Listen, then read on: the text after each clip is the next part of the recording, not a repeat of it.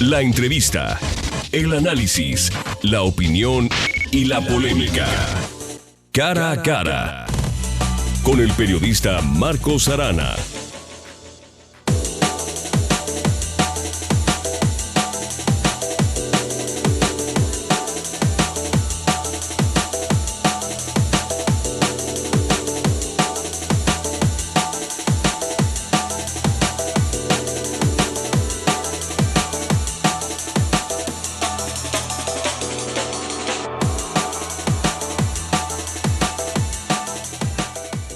Los servidores públicos están obligados a hacer única y exclusivamente lo que la ley establece.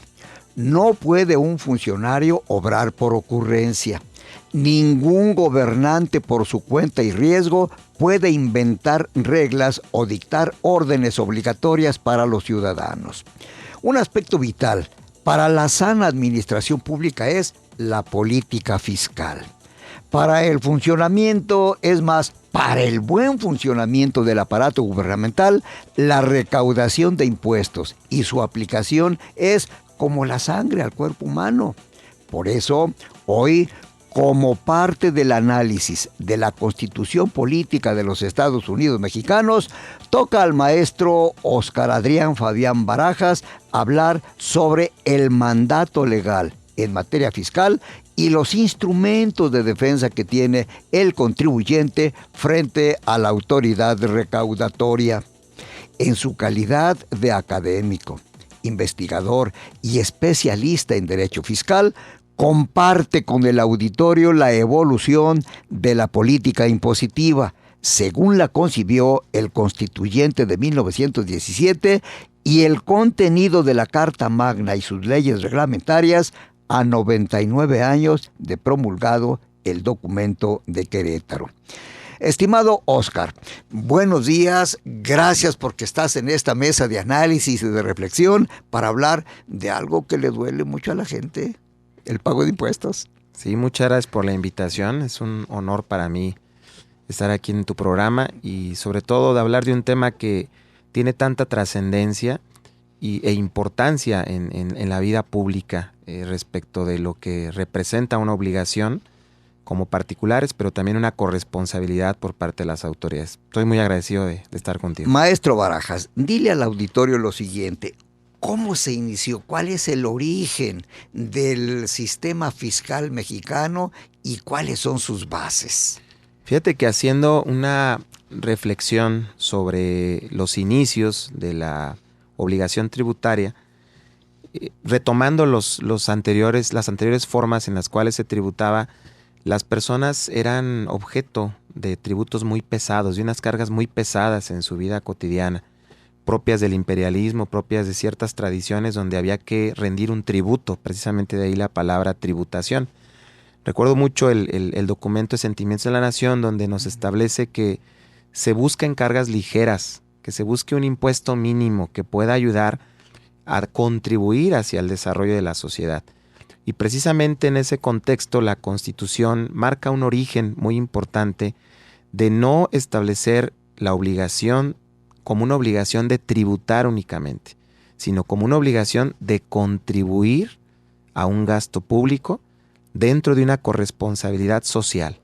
Somos partícipes de una sociedad y partiendo de esa inspiración donde no solo el gobierno es el encargado o el responsable de un desarrollo social, de un pleno desarrollo efectivo de la persona, correspondemos y coparticipamos con nuestra contribución. Ese es el origen precisamente de contribuir al gasto público y que viene muy expresado en la exposición de motivos y en los debates parlamentarios del constituyente originario, donde precisamente la propuesta de una nueva constitución estaba inspirada en el desarrollo pleno de la libertad de las personas, contra la tiranía, contra la arbitrariedad, contra todo aquello que podía mermar esa capacidad de libertad.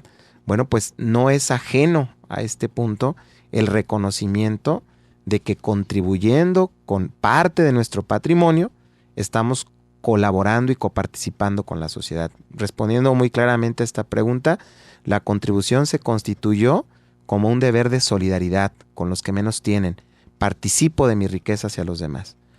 Ahora bien, hasta antes de la Revolución Mexicana, hasta antes de la independencia de México, ¿cuáles eran los deberes fundamentales de un contribuyente o de un pagador de impuestos?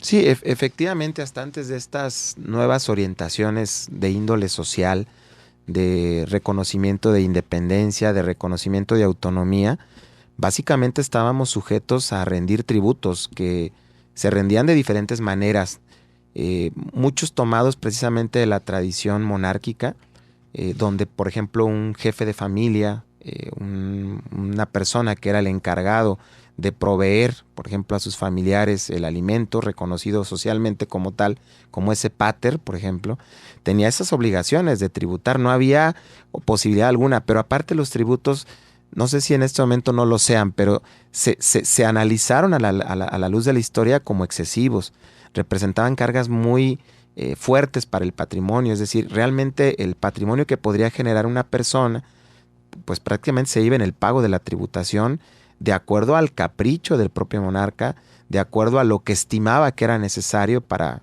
sus finalidades personales, en algunas ocasiones sociales, pero no había una regulación específica que pudiera controlar el papel y además el tipo de tributaciones que tenían que realizarse. Una vez que se marca la independencia, una vez que se marca la autonomía, todos estos temas revolucionarios que no solamente son propios de México, sino tiene toda una historia internacional, este logro, esta búsqueda de la libertad, también plantea, inclusive dentro de las propias teorías de Adam Smith, que de alguna forma son tomadas para todo lo que ahora se entiende por tributación, viene un sentido interesante del respeto a la propiedad. Y aquí toco un punto que me parece fundamental para entender el por qué pagamos impuestos. Es decir, la propiedad privada tiene una función, un reconocimiento subjetivo.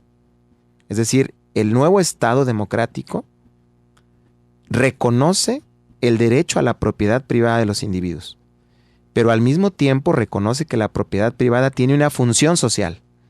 Y esa función social conlleva un sacrificio de dar parte de lo que es nuestro, repito, para mejora de la sociedad. Entonces, esa doble función me parece que es un logro interesantísimo que viene precisamente en las teorías capitalistas.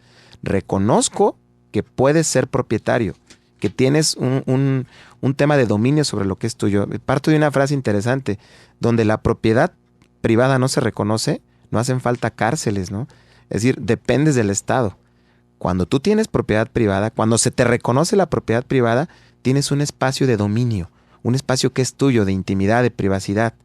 Pero ese mismo reconocimiento de la propiedad privada se traduce también en una función social. Y eso creo que es la inspiración inicial de estos temas revolucionarios, independentistas, que sobre todo tienen que ver con la Revolución Francesa, ¿no? Pero, Óscar Barajas, hay un aspecto que necesita clarificarse y sobre todo irnos un poquito a su origen. ¿Por qué se llaman impuestos? Hasta la expresión es media dura. Impuestos. Bueno, si no fueran impuestos, pues serían un tema de conciencia moral, ¿no? El nombre como tal, pues desde luego viene del tema de la imposición, pero creo que su significado es diferente. Por eso yo hablaba de contribuciones. Hay una denominación, una especie de la generalidad, que es el impuesto.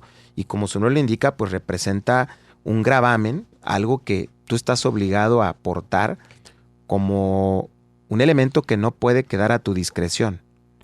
Y bueno, hay otros tipos de contribuciones, por ejemplo, las aportaciones de seguridad social, los derechos, las contribuciones de mejora, pero el impuesto, que es quizá la figura más representativa, pues su propia palabra supone un deber de obligación que no queda en el ámbito de conciencia. Cuando tenemos temas de moralidad, pues tu único juez es tu conciencia y tu castigo es personal. Cuando tenemos una imposición de carácter público, hay consecuencias de no hacerlo. No es discrecional el si quiero pagar un impuesto o no. Es obligatorio. Precisamente en este plan democrático, el que tú participes no puede quedar a tu discreción. Debe ser obligatorio. Y si no es de esa forma, entonces el poder coercitivo del Estado, la coerción, lo absoluto que tiene el Estado, se impone porque tu incumplimiento afecta a la sociedad. Maestro Barajas, coméntale al auditorio qué sistema impositivo, qué sistema fiscal estableció el constituyente del 17 para tratar de hacer cumplir esta nueva disposición, y ya lo dijiste, con orientación social. Vamos haciendo una pausa y le seguimos.